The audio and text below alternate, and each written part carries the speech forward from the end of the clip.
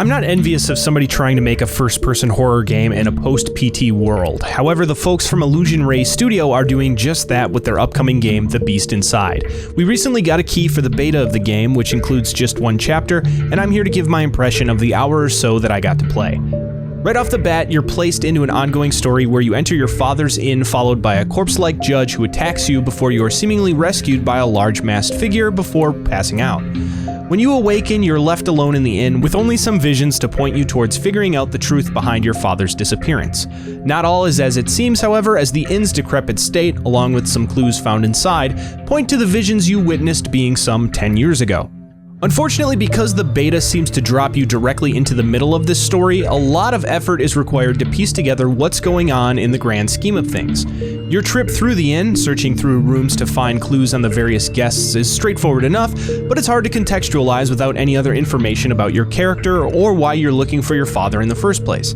While this chapter takes place in the 1850s, I did find some information on the game's website pointing out that there are characters and sections that seem to take place in the 1970s, so hopefully the full game provides a better grasp of the overarching narrative. Okay, back to the beta itself. The first thing you'll notice when you start the game is how similar it feels to Amnesia: The Dark Descent. This isn't necessarily a bad thing, but for comparative purposes, it's worth pointing out.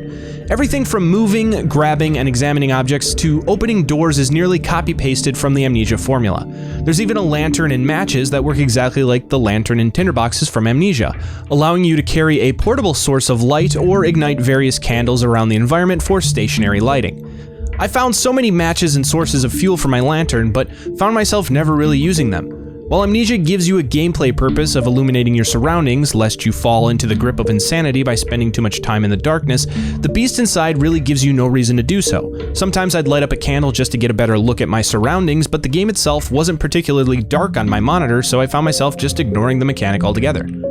One thing I will give the game a lot of credit for is the environmental and object design. You can tell a lot of care was put into creating this inn and its explorable rooms. According to the developers, the objects in this game were created using photogrammetry, or 3D scanning technology. This creates some very nice looking models, especially for an indie title like this. Built in the Unreal Engine, the game runs great on my hardware and looks even better.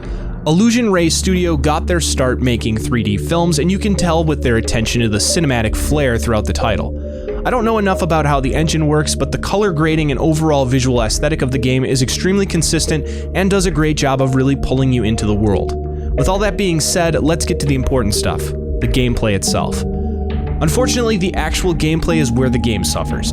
From all the information I could find, this is their first game developed, and you can really feel some of the inexperience throughout this beta. It is a work in progress and does not represent the final game, but there are some things that just irked me through my playthrough. For the most part, the game is a walking simulator. There are some very light puzzle elements, but it's mostly very linear with no way to miss the solutions. There are even some items you're able to inspect, and if they have a hidden message, the game will just tell you that they have them and how to find them. I mean, this is fine. I understand the devs not wanting the player to miss some story elements hidden in the items, but I feel there's a better way to handle that than just telling them.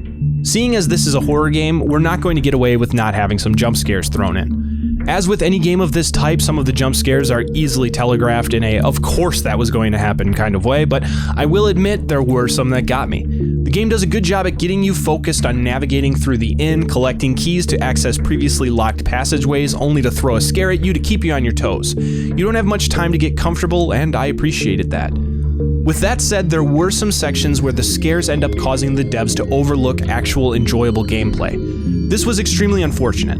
I feel once a horror game converts the scariness into frustration, the player gets taken out of the experience and into the mindset of just wanting it to be over.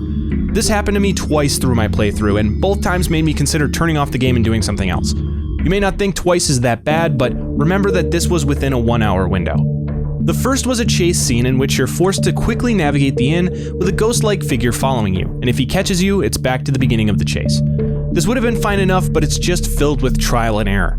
Your first time playing through, you have no idea where the enemy is going to pop up to block your path, and you're given no time to course correct. It's basically a maze, but if you take a wrong turn, you have to start back at the beginning. Oh, and while you're navigating the maze, you're being chased by a murderous ghoul with a meat cleaver. I will say that towards the end of the beta, there was another chase like this, but the level design was much more intuitive, which led to a far better experience. The second frustrating section of the beta really left me scratching my head. At one point, you enter a hallway and see a ghost friend with a hatchet walking back and forth, about 6 feet of the hallway. Now, full disclosure, when I see forced stealth in a video game, I'm pretty much pulled out. I've played some amazing games that I immediately put down because of forced stealth sections. That being said, this one wasn't horrible, it was just another beginner's trap. You have to sneak past the enemy and go around a corner. At that point, he sees you and you have to run to a nearby door, close it behind you, then block it with a cabinet.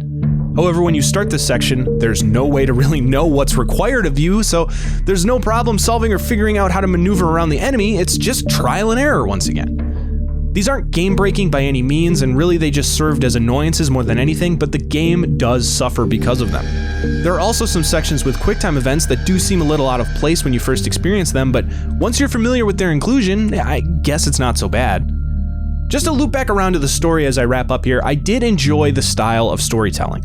The protagonist talks to himself throughout the story to give a bit of insight into his mindset, and the various letters, items, and flashbacks allow you to piece together the narrative of what happened at the inn through the years. I'm reminded of the hotel section from Vampire the Masquerade Bloodlines, and that's a very good thing. There's even some more subtle thematic clues, like the painting of Saturn devouring his son hanging near a particularly important item belonging to the protagonist's father, pointing to a potentially more troubled relationship between the two. It was a really nice touch. There's also a lot of paintings of Van Gogh everywhere, so maybe somebody loses an ear, I don't know. On the whole, I feel that The Beast Inside has a lot of promise. If you enjoy games like Amnesia or Layers of Fear, etc., then I recommend at least checking out the demo for The Beast Inside to see if it's up your alley. I'm more excited to see how the full game is presented, which I don't feel is really conveyed well based on the small section I played.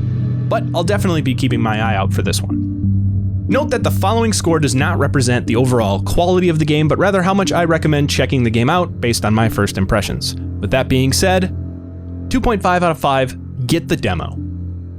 Hey guys, thank you so much for watching this video, and of course, if you enjoyed it, please like the video and subscribe for more. Leave a comment letting us know what you'd like us to play. Also, please consider supporting us on Patreon or by becoming a channel member on YouTube, with special thanks to those folks now.